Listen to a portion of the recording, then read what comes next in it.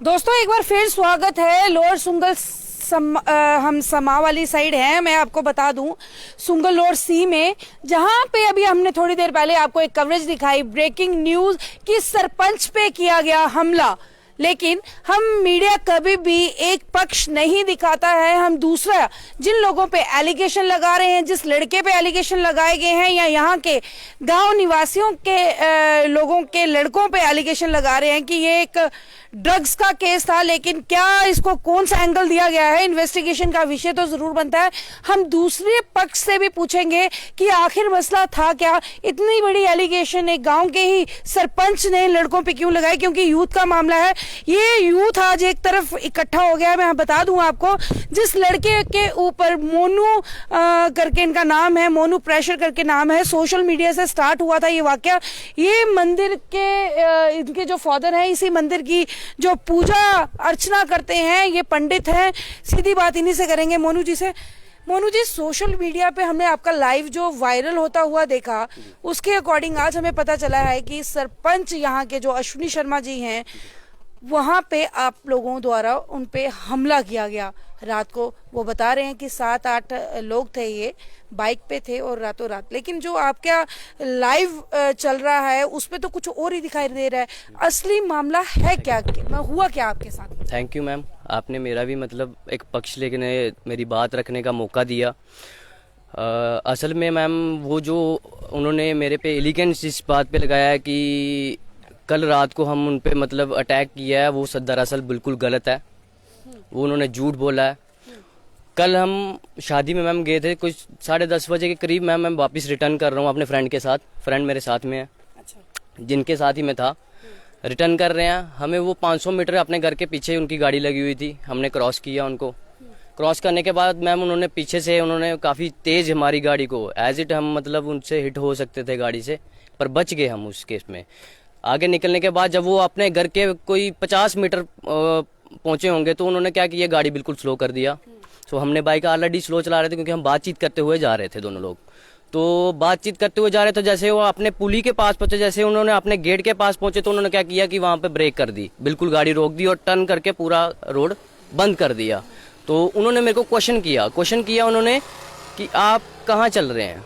तो मैंने उनको आंसर दिया कि मैं रोड पे चल रहा हूँ। और फिर उन्होंने एक क्वेश्चन और किया कि आप कैसे चल रहे हैं। मैं बोल रहा हूँ मैं सही चल रहा हूँ। मेरे यही 2 आंसर थे। और इसी बीच में वो गाड़ी से उतरकर मेरे को थप्पड़ मारा। उन्होंने थप्पड़ मारने के बाद इन्होंने पकड़ा उनको, उन्होंने फिर से पत्थर उठाया और मेरे पे पत्थर मारने लगे। फिर उन्होंने उसको रोकने की कोशिश की।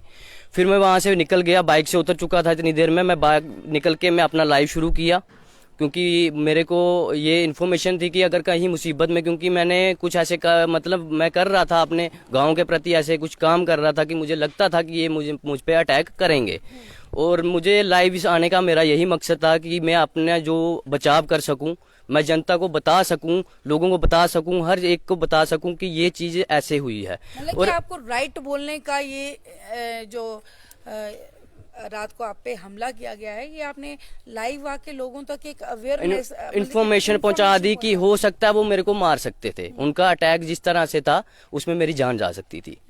तो जैसे ही मैं उन्होंने मैं ये भी हमने मोनू जी देखा है, आगे भी आपका पेज हम देख रहे थे, जिस पेज से आप लाइव थे मोनू प्रेशर के नाम से, उस पे आगे भी आपने एलिगेशन जो है सरपंच के नाम पे करप्शन कर रहे हैं ये वो, इसमें कितना सच है? मतलब इसमें मैम मैं सच का 90% बोल सकता हूँ। 10% अगर वो 10 का 90 कर देंगे, 100 कर देंगे तो वो उन पे है। बाकी 90% तो जो मैंने बोला है विद एविडेंस मैं प्रूफ कर सकता हूँ। आप पे वो एलिगेशन लगा रहे हैं कि आप ड्रग्स लेते हैं, तो अगर वो मेरे आपके जितने भी साथी हैं आप इनके साथ ड्रग्स लेते हैं? मेरे सारे साथी हैं जितने खड़े हैं, सभी यूथ है मैम। इसमें कितना सच है? तो आप यूथ से पूछ सकते हैं, गांव के हर एक बंदा खड़ा है यहाँ पे, कितने लोगों को पूछ सकते हैं, आप जिसको भी पूछना चाहें पूछ सकते हैं। मैं कितना ड्रग्स, मैंने आपका लाइव देख चुका हूँ मैं, उसमें उन्होंने मेरे पे एलिगेंस लगाया कि मैं ड्रग्स बेचता हूँ, मैं ड्रग्स लेता हूँ। अगर ऐसा उनको लगता है या किसी और को भी लगता है तो मेरी जांच की जाए, और जांच में अगर आता है तो मेरे पे कार्रवाई की जाए। अगर नहीं आता है तो जिसने मेरे पे इलीगेंस लगाया है तो उस पे सख्त कार्रवाई भी की जाए। लेकिन आप ही पे क्यों? और भी यहाँ के लोग हैं, आगे भी कोई रंजिश चल रही है आपकी? वो इसलिए क्योंकि मैंने उनके ऐसे कार्यों को पर्दाफाश किया है जो कि और किसी ने नहीं किया है। वो सारे लोग जहाँ तो बिजी हैं, या बोलने से हिम्मत से कतराते हैं, या सामने खड़े होने से डरते हैं, वो मुझे नहीं पता। आप क्या काम करते हैं अभी? स्टडी कर रहे हैं, क्या कर रहे हैं? मैं मैम एज ए नेटवर्कर हूँ, मैं नेटवर्किंग करता हूँ, और मैं सोशल मीडिया वर्कर हूँ शाम रूट का, बीजेपी जम्मू एंड कश्मीर का। ओके, आप संघ के भी हैं? जी, उसमें मैं मीडिया को इंचार्ज हूँ शाम का। जी, मतलब कि ये भी पार्टी से, आप भी पार्टी से, और फिर भी ये आपस में संगठन होना जरूरी है? संगठन मैम होना जरूरी है, पर मैम संगठन में अगर गलत किया जाएगा जनता के साथ तो संगठन नहीं रुक सकता। हमको संगठन में तभी एकजुट रह सकते हैं जब हमारा मुद्दा एक ये होगा। जो काम करवा रहे हैं सरपंच, उसमें मैम जिन पे आप- गड़बड़ी है, बिल्कुल है। और मैम मैं पिछले जनवरी 2021 से इनके पास अपने हॉस्पिटल के पर्पज से लेके निकला हूँ। आज पूरा साल होने जा रहा है, पर आज तक हॉस्पिटल का एक भी काम नहीं। किसी पे पूछ लो, जनता खड़ी है, किसी को भी पूछ लो हॉस्पिटल का काम हुआ है कि नहीं। मैम शंभ के आप चार्ज है जी, संगठन से कभी आपने शिकायत की इनके मैं बारे में कुछ? मैं की बिल्कुल मैंने grievance cell PM government portal पे भी करा हुआ है 7 ऑफ द मंथ 2021 में। उसके बाद डीसी साहब ने विजिट किया हुआ। मैंने मैम डीडीसी से भी मिला हूँ, पंडित सुरेश जी डीडीसी से भी मिला हूँ। मैंने जगदीश भक्त से जो अध्यक्ष हैं हमारे अखनूर जिले के, उनसे भी कंसर्न कर चुका हूँ। मैंने जहाँ तक मेरी पहुँच थी अखनूर सिटी में, मैंने हर एक पर्सन से बात की हुई है। और उसके रिगार्डिंग मैंने लेटर भी बीएमओ को, अपने हॉस्पिटल के रिगार्डिंग मैंने लेटर भी बीएमओ को पहुँचाया। उसमें मैंने बताया था, उनमें मैंने बताया कि यहाँ प्राइमरी हेल्थ सेंटर में क्या है, जो पेशेंट आते हैं उनको रेफर किया जाता है सीधा अखनूर, जहाँ पे कोई काम नहीं होता। इन द केस मेरे को 2 दिन पहले फोन आता है, वासुदेव है यहाँ पे? नहीं है। उन्होंने कॉल किया कि पेट दर्द हुई है एक पेशेंट को, उसका इंजेक्शन नहीं उसको लगाया गया, उसको रेफर टू अखनूर कर दिया गया। एक पेट दर्द के लिए उसको मार्केट में भेज दिया गया, अखनूर भेज दिया गया। 22 मुलाजिम है हमारे यहाँ पे, 2 करोड़ रुपया पे निकलती है 1 साल की लगभग। पर हमारे यहाँ वो कितने बजे? 11 बजे आते हैं, 11:30, विद द एविडेंस बोल रहा हूँ। और हमारे सरपंच साहब मौके पे खड़े हैं वहाँ पे, पर उनकी हिम्मत नहीं हुई पूछने की कि ये डॉक्टर साहब 11:30 बजे क्यों आए हैं। और जबकि मैं पूरे 1 साल से चिल्ला रहा हूँ इस चीज के लिए कि वो नहीं कर रहे, क्यों नहीं कर रहे। और उन्होंने मेरे पे एलिगेंस नोटिस जारी कर दिया। मैंने उनको ये बोला कि sir paracetamol not available in the पियर primary health centre Sungal. Ma'am आप खुद बताइए, एक पैरासीटामोल, एक छोटी सी दवाई जो लोगों के घर में यूं ही सड़ती रहती है, वो हॉस्पिटल में अवेलेबल नहीं है। जब मैंने कहा हॉस्पिटल वालों ने, तो उन्होंने बाहर से खरीद के लाई 10 पैकेट, और क्या बोला गया कि एक टैबलेट दी जाएगी पेशेंट को। जब ये कोरोना का इंजेक्शन कर रहा था, वैक्सीनेट हो रहा था, कोविड-19 के वैक्सीनेट हो रही थी। तो उसके बाद इन्होंने मैम मेरे पे एलिगेंस ये लगाया कि मैं वीडियो बनाता हूं जाके। और मैम आप वीडियो को देख सकते हैं, इन द व्यू ऑफ, उनकी तरफ से भी देख सकते हैं, एक नागरिक की तौर से भी देख सकते हैं, एक मीडिया के तौर पे भी देख सकते हैं। आप तीनों व्यू से देखिए, आपको पता लग जाएगा कि जो मैंने वीडियो शूट एक्चुअल करे हुए हैं वो किस चीज को दर्शा रहे हैं, क्या उनका आंसर है, वो आपको दिख जाएगा उनके माध्यम से। मैंने इसमें सारा रिटर्न बीएमओ साहब को दिया, पर मैम उसका भी कोई हल नहीं हुआ। ये समथिंग मैम मैंने डेट इसमें मेंशन इसमें कितना सच है कि वो आपके फादर को बुला के कॉम्प्रोमाइज करके समझा रहे थे? उन्होंने कहा कि हमने इनके पिताजी को भी बुलाया है, ये पंडित हैं, और इनको समझाया कि आपका बेटा, लेकिन उन्होंने बताया ये बेटा, ये आपके फादर बोलते हैं कि बेटा जो है वो थोड़ा सा बदतमीज है, ये हमें नहीं मानता है। तो इस तरह से मैम मुझे तो नहीं लगता कि कोई भी फादर अपने बेटे को बदतमीज करेगा। सबसे पहली बात तो, चाहे वो, मैंने तो बहुत देखे, मैंने जेल में गया हूँ कईयों से मिलने, मैंने ये देखा कि उनके घर वाले इतने मतलब मिलने जाते हैं तो उसके लिए खाना, इतने उसके कपड़े, उतना। मैं ये समझता हूँ कि कोई भी माता पिता अपने बच्चे को, चाहे वो कहीं भी मैंने देखा, वो नहीं एलिगेंस कर सकता इस चीज़ का। उन्होंने सरासर झूठ बोला है। फादर साहब ने मेरे को ऐसा कभी भी इस चीज़ के लिए नहीं किया। और उनको गर्व होना चाहिए कि मैं एक गाँव में, मैं अपने गांव को आगे बढ़ाने के लिए और जिम्मेवारी ले रहा हूं, मैं खड़ा हुआ हूं। वो गर्व करते हैं इस चीज़ से कि उनका बेटा बहुत फकर से खड़ा है इस चीज के लिए। और कल मेरे पे उन्होंने अटैक किया है, उसके लिए मैं वो तो लाइव, वो बाइक बिल्कुल मेरी थी, वो बाइक उस समय सही थी। उन्होंने चाबी निकाल दी गई उस समय, और चाबी निकालने के बाद क्या हुआ, मैं वहां से तो उस टाइम ऑनलाइन मैं भाग चुका। भागने के बाद इन्होंने चाबी निकाल ली। ये जब मैं भागा हूँ, उनके बाद मेरे फ्रेंड भी वहां से निकल गए, क्योंकि हो सकता था इनकेस वो इन पे भी अटैक कर सकते थे। ये जब वहां से निकल गए तो इन्होंने चाबी, इन्होंने भी नहीं ध्यान दिया कि गाड़ी, और पीछे से उन्होंने गाड़ी को तोड़ फोड़ दिया। जी। दोस्तों हम पहले भी बता चुके हैं आपको कि मीडिया हमेशा एक तरफा नहीं दिखाता है, दूसरा पक्ष दिखाना जरूरी है। ये वो व्यक्ति है जिसके ऊपर एलिगेशन लगाया जा रहा है और बहुत सीरियस मैटर का एलिगेशन है, ड्रग्स। ये यूथ की बात है, यूथ ही जो है आज यहाँ पे एक साथ हो गया है, क्योंकि एक व्यक्ति के कारण काफी लोग जो है वो बदनाम हो रहे हैं। इन्वेस्टिगेशन का विषय जरूर बनता है, आखिर मसला था क्या। जो इनके साथ थे हम उनसे भी जानते हैं। सर आपका शुभ नाम? मेरा शुभम जम्बाल। आप क्या काम करते हैं? मैं डिफेंस से हूँ। हाँ। रात का समय आप इनके साथ ही थे? रात को हाँ, हम घर से 8 बजे निकले थे और तकरीबन 10:30 बजे के बीच में हम पैलेस से घर में आ रहे थे, शादी से घर के। और वहाँ पे आके ही जैसे इन्होंने बताया कि 500 मीटर पीछे से उन्होंने हमको क्रॉस किया और हाई स्पीड में किया, लेकिन जैसे ही घर से 50 मीटर पीछे रह गए तो उन्होंने अपनी स्पीड को बिल्कुल कंट्रोल में कर लिया। उसके बाद हम भी उनके पीछे पीछे आने लगे। जब हम उनके पीछे पीछे आने लगे तो उन्होंने अपनी गाड़ी को पुलिया के आगे जाके अपने घर के सामने एक मतलब रोड के अपोजिट डायरेक्शन में लगा दिया। तो हम भी उनके साथ ही पीछे थे। हम रॉन्ग साइड से तो उनको पास नहीं कर सकते, राइट साइड से ही करना था, तो इसलिए हम राइट साइड वाली साइड जाने लगे। कितने लोग और थे? उन्होंने बताया कि 2-3 बाइक्स और थी जो जगह कोई जगह बाइक नहीं थी और अदर कोई बाइक नहीं थी। आप दोनों हाँ, अकेले हम अकेले थे। रात का कोई 10-10:30 बजे का टाइम था मैक्सिमम। बता रहे हैं 6 से 7 नहीं, कोई लोग नहीं था एक्चुअली, उधर हम ही 2 थे और कोई नहीं था। हम 2 फ्रेंड्स थे और हमने कम से कम 20 से 25 मिनट लिए होंगे 4 किलोमीटर 5 किलोमीटर रोड का सफर तय करने के लिए, क्योंकि हम बिल्कुल आराम से आ रहे थे। हमको भी टाइम नहीं मिलता आपस में बात करने का, तो मोटर से बाइक पे बैठ के आराम से आ रहे थे और ठंडी भी थी रात को, इसलिए हम बाइक स्लो चला रहे थे। तो जब हम उधर पहुंचे तो उन्होंने इनसे कहा कि आप कहाँ गाड़ी चला रहे हैं, तो इन्होंने बोला कि रोड पर। तो उन्होंने बोला गाड़ी चलाना नहीं आती है, तो इन्होंने बोला आती है। बस यही वर्डिंग हुई, तो वो आके इनको थोड़ा मारने की कोशिश करने लगे और मैं इनको बचाने की कोशिश करने लगा। मैं इन तीनों के बीच में आ गया, दोनों के बीच में आ गया।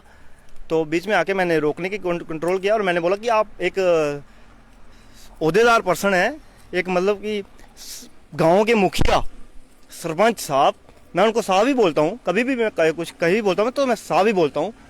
तो मैं उनको बोला कि आप साहब हैं सरपंच साहब, एक गस्टेड पोस्टर रहती है वो जो लोग आम जनता उसको बनाती है, तो वो एक ऑफिसर ही हुआ। तो इसलिए साहब आपको अच्छा नहीं लगता एक बच्चों पे पत्थरबाजी करने पे। तो उन्होंने वो छोड़ा और कुछ बोल रहे थे, तो मैंने इतना ध्यान नहीं दिया उस समय।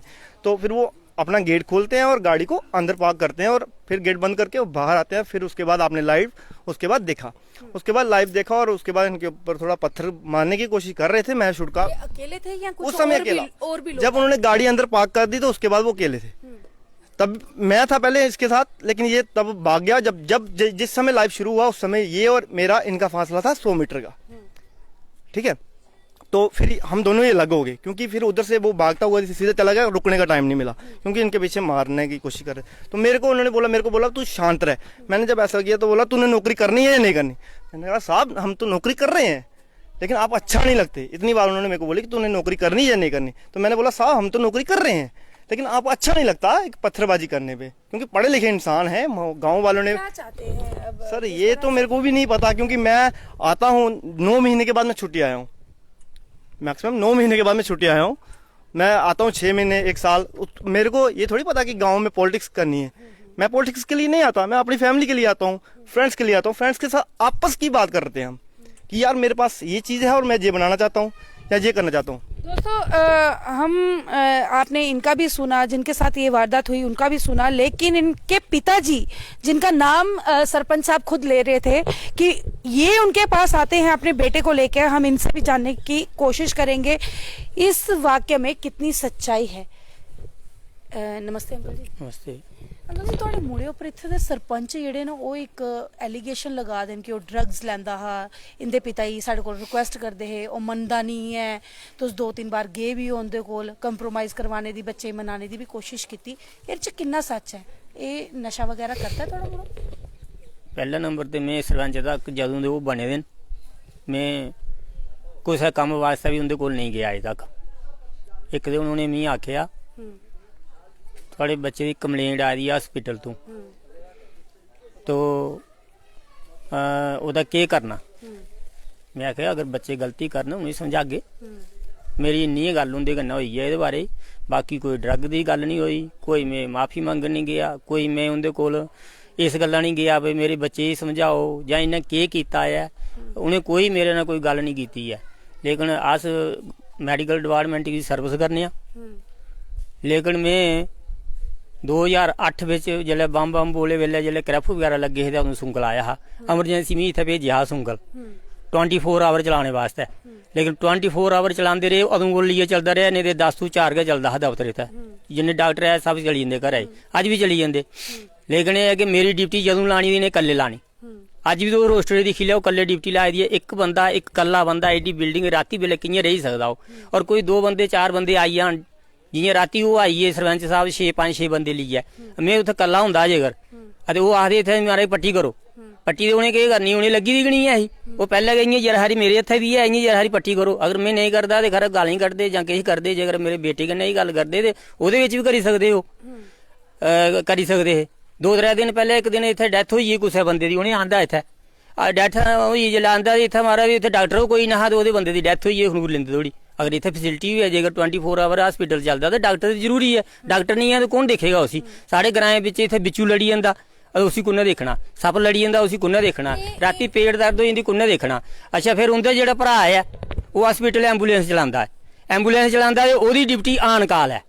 तुस एह् दस्सो कि कोई गौरमेंट दा दायरा ऐसा है ओह् ड्यूटी नहीं करे, आन काल अगर उसी 8 दिन काल आउंदी है जेकर ते 8 दिन बाद ओह् जंदा ते 8 दिन दी तनखाह कि'यां लैनी उन्नै, पहला नंबर ये दिक्खेआ। फिर वो डॉक्टर कि'यां ओह्दी मतलब कि लाइट दी ड्यूटी भाई उन्नै आन काल गै आना नहीं है। लेकिन अखनूर भी चली जाओ, तुस कुदै भी चली जाओ, कोई बड्डा डॉक्टर भी है, स्पैशलिस्ट भी है, पहले 10 तो 4 वो ड्यूटी दिंदा, ओह्दे बाद आन काल उत्थै मैडिकल कॉलेज भी आउंदे अगर कोई प्रॉब्लम बनी जंदी है। अच्छा तुस हेल्थ डिपार्टमेंट हाँ जी, तो मतलब कि आन काल बाद बिच होंदा, अगर जेकर उन्हें आन काल आना जेकर तो ओह्दी ड्यूटी कोई नहीं, असें भी आन काल गै औगे ते अस भी उत्थै जरूरी नहीं जेल्लै जो सदगन ते ओल्लै जागे अस, लेकिन तुस अपनी ड्यूटी करा दे तुस अपनी।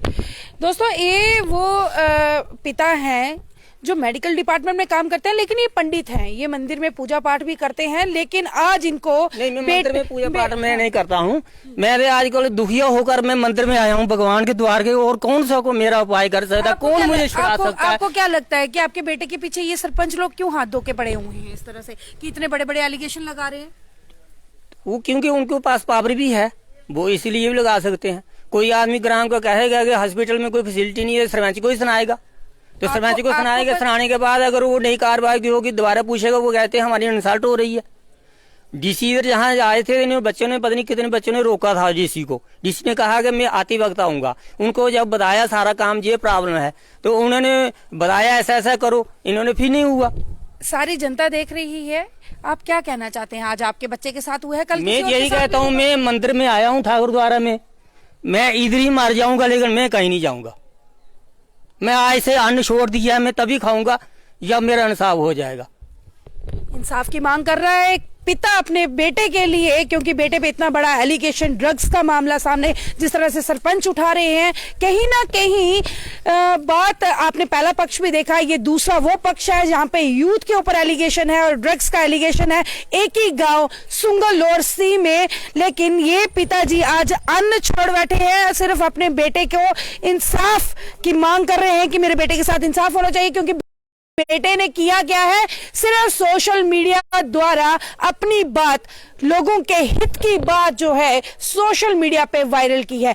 जहां कहीं बेटे को लगता है कि ये गलत है तो वो इस गांव का मुद्दा लेकर सोशल मीडिया पे वायरल करते हैं। इसी का जो मुनाफा जो है, उनको इल्जाम जो है वो भुगतना पड़ रहा है कि उनपे इतने बड़े बड़े जो एलिगेशन जो है लगाए जाए। मैं फिर आपको बता दूं, और प्रशासन के आगे हम एक ही अपील करते हैं कि इन्वेस्टिगेशन की जो विषय है, जांच का एक विषय जो है वो जरूर बनता है, जल्द से जल्द कार्रवाई की जाए, क्योंकि मीडिया का काम होता है बात को हाईलाइट करना, आप लोगों तक पहुंचाना, प्रशासन तक पहुंचाना, लेकिन इन्वेस्टिगेशन प्रशासन को ही करनी है। तो हम आशा करते हैं इस केस को जल्द से जल्द देखा जाए और इस केस को जल्द से जल्द जो है वो सुलझाया जाए। इसी के साथ मुझे दीजिए आ गया, मैं राबिया खजूरिया, दैनिक स्टेट समाचार के लिए अभी के लिए बस इतना ही। धन्यवाद।